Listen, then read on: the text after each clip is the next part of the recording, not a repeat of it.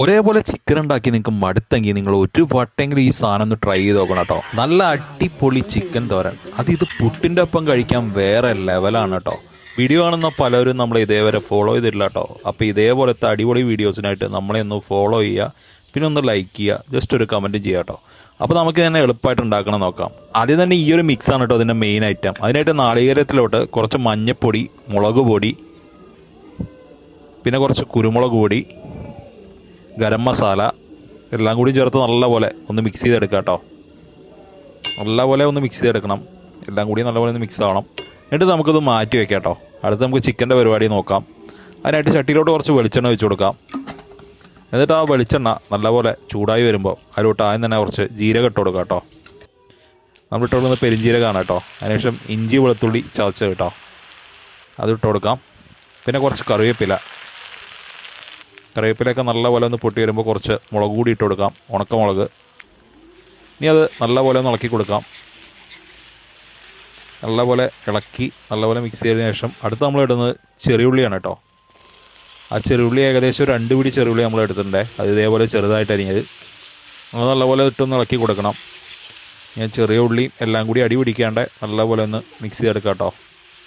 അത് അതിൻ്റെ ഏകദേശം ഈ കളറാകുമ്പോൾ അതിലോട്ട് നമുക്ക് ചിക്കൻ ഇട്ട് കൊടുക്കാം കേട്ടോ.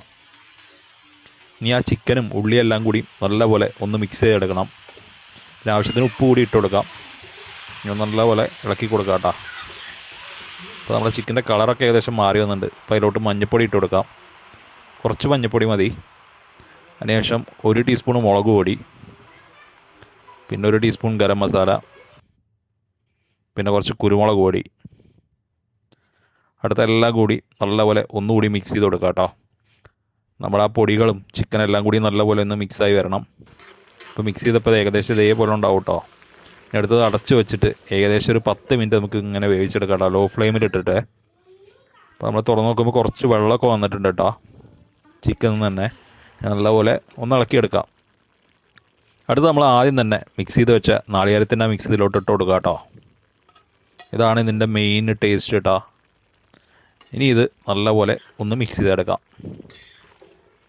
മൊത്തത്തിലൊന്ന് മിക്സ് ചെയ്തെടുക്കണം കേട്ടോ. ഇതിൻ്റെ മിക്സിംഗ് ആണ് ഇതിൻ്റെ മെയിൻ. അപ്പോൾ നമ്മുടെ ചിക്കനും നാളികേരം എല്ലാം കൂടി നല്ലപോലെ ഒന്ന് മിക്സായി വന്നിട്ടുണ്ട് കേട്ടോ. അടുത്ത് നമ്മളെ ഇതിലോട്ട് കുറച്ച് കറിവേപ്പിലയും കൂടി ഇട്ട് കൊടുക്കാം. അങ്ങനെ നമ്മുടെ കിടിലൻ ചിക്കൻ തോരൻ റെഡി ആയിട്ടോ. സംഭവം ഒന്നും പറയാനില്ല കേട്ടോ, ഒരു അന്യായ ഐറ്റമാണ് ഇത്. നിങ്ങൾ പറ്റുകയാണെങ്കിൽ പുട്ടിൻ്റെ ഒപ്പം ഉറപ്പായിട്ടും ട്രൈ ചെയ്യണം കേട്ടോ. പുട്ടിൻ്റെ ഒപ്പം അത് വേറെ ലെവലാണ് കേട്ടോ. ഒരേപോലെ ചിക്കൻ ഉണ്ടാക്കി നിങ്ങൾക്ക് മടുത്തെങ്കിൽ ഈ ഒരു സാധനം ഉറപ്പായിട്ടും ട്രൈ ചെയ്യേണ്ട ഒരു ഐറ്റം തന്നെയാണ്.